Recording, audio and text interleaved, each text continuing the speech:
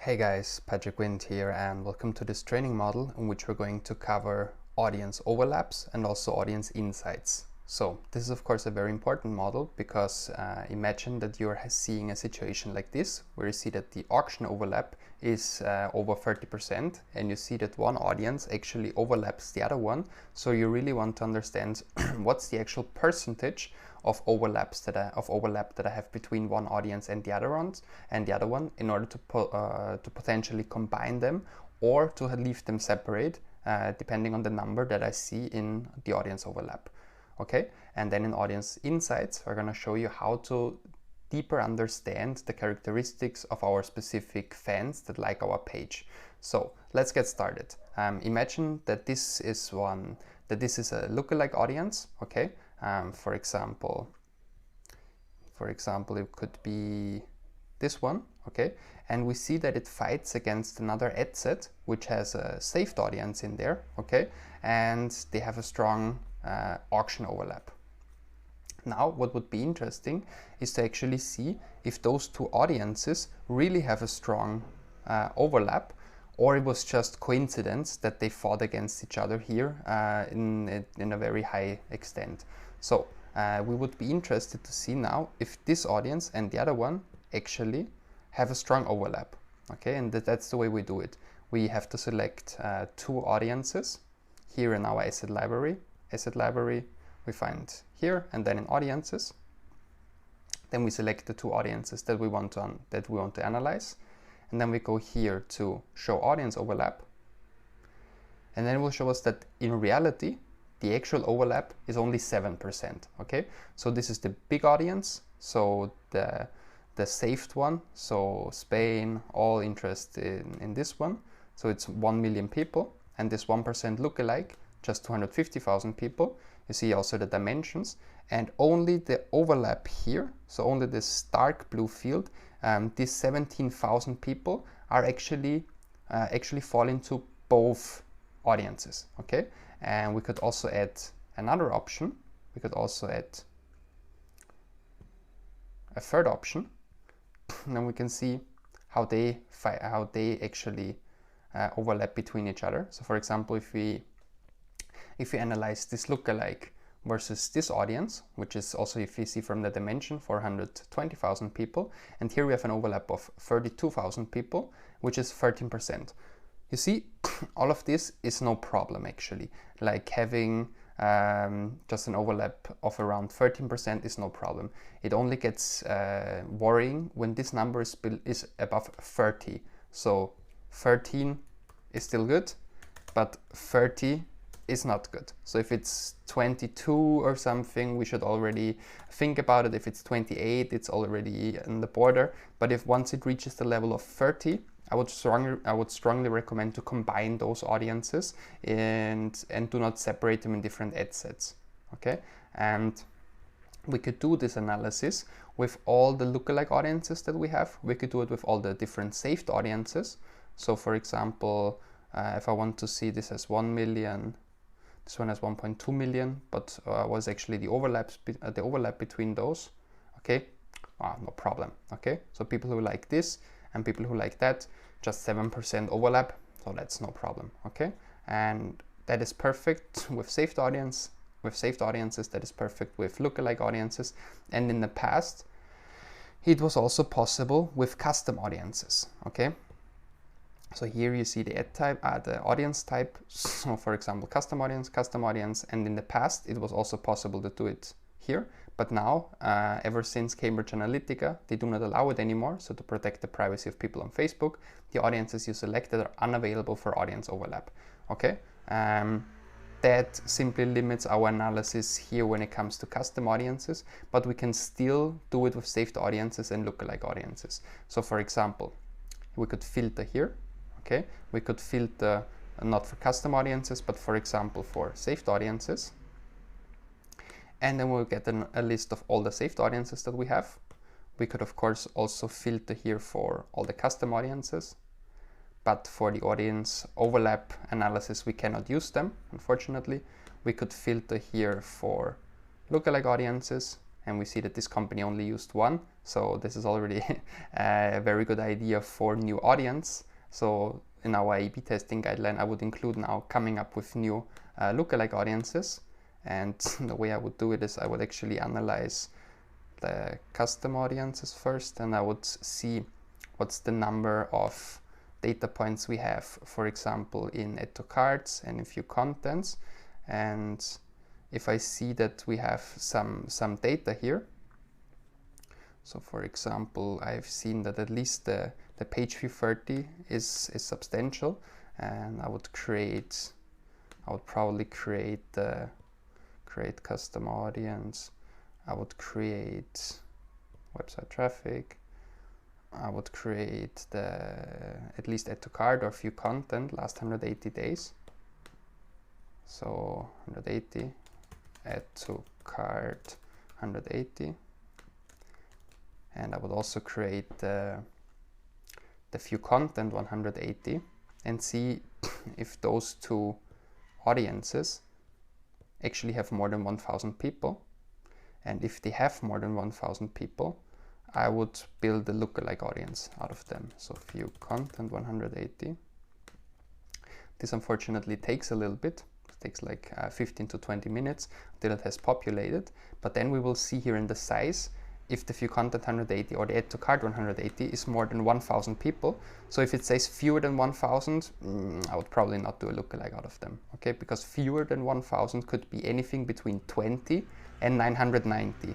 If it's less than 20, it says that's not available or that audience is too small, okay? But if it's between 20 and 990, it's gonna be displayed as fewer than 1,000. And I do not recommend to build lookalike audiences based on audiences that are fewer than 1,000, okay? But imagine that these two audiences that we have just created actually gonna be like 2,400 or 2,300 or 1,200, something like that. I would consider building a lookalike from them, and I strongly believe that the view content 180 is gonna be big enough. So we could do, for example, Spain. Let's make this also 1 million. Okay, and once this is populated, we're gonna see that so hopefully the view content is more than 1,000 people already, and then this is a good audience that we should definitely test and play around with that. And now if we filter for custom audiences, you see you can even filter for both. So you could filter for custom audiences and lookalike audiences, and you will see that here are already the new ones that we have created, so which is very nice. Okay, another option where we can actually search for different audiences in the overview here is here in the search button. For example, visitors or something. You see, this one filters by the name. Okay, so this one filters by the type. Okay, and you see you have several ones, and this one filters by the name. So for example, we have just created the add to cart. You see, and I see that several ones have already been created. So the 120 days was fewer than 1,000, and so I assume that the 180 in this case is also not going to be very high. But what about the view content?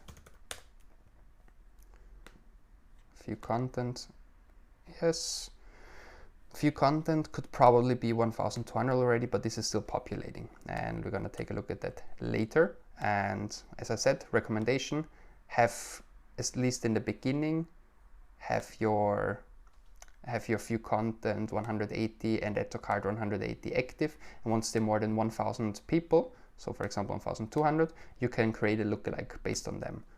Okay, and one limitation that we have seen is unfortunately that in custom audiences, ever since Cambridge Analytica scandal, we cannot create audience overlap analysis anymore, and that also hurts us when it comes to audience insights, because in audience insights earlier we were also able to create new analysis based on custom audiences. So every one of Facebook people connected to Facebook in custom audiences, and this is also not possible anymore, unfortunately. So earlier we were really able to understand from this specific audience, for example here, or the view content 180, I was able to see like view content 180 and then analyze are these more men or women, and what's the age separation between them, and that's not possible anymore. The only possible thing that we have here in Audience Insights that still makes sense and still gives us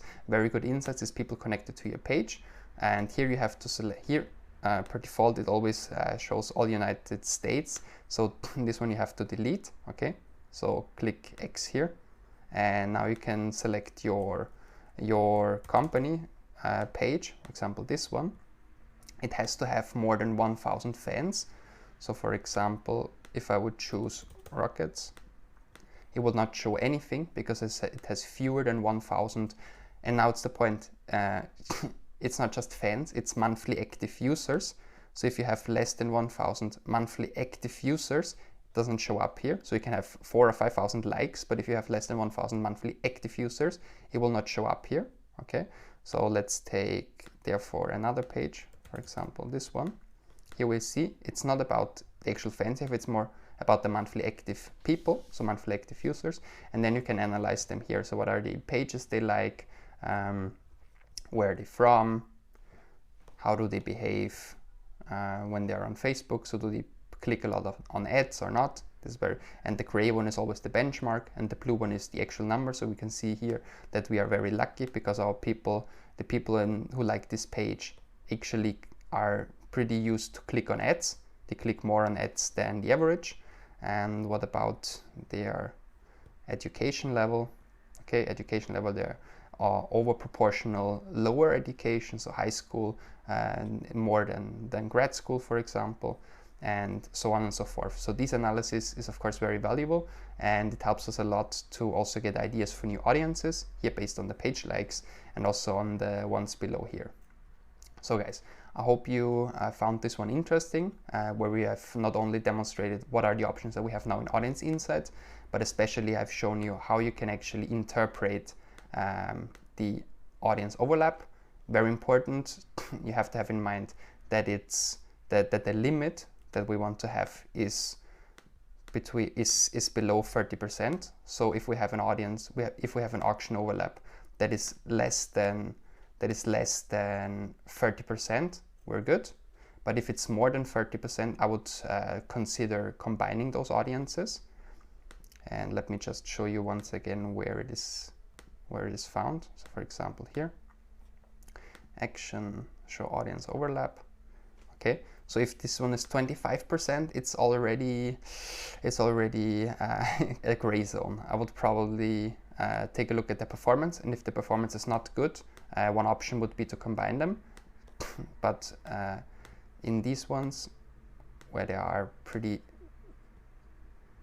85%, like this of course does not make any sense. Okay, so people who like rock music and people who like Ushuaia and Pacha, okay, so there's a 85% overlap, so it doesn't make any sense to separate them. So here it would clearly make more sense to have them combined in one audience. Okay, so you could do one ad set giving this audience and also the other audience, and it will target all people, and the overlap people it would only target once. Okay, so it would not take these people twice, and then you come up, I mean the overlap here is over 1 million people, so it's a very good idea to combine them in one ad set and not have them separate.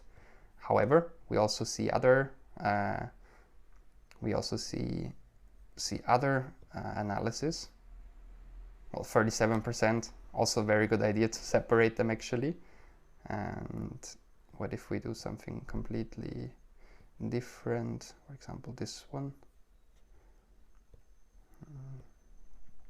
Okay, 36%, also way too high, and we could probably include the lookalike audience. So the one we had before already, for example, this one and that one.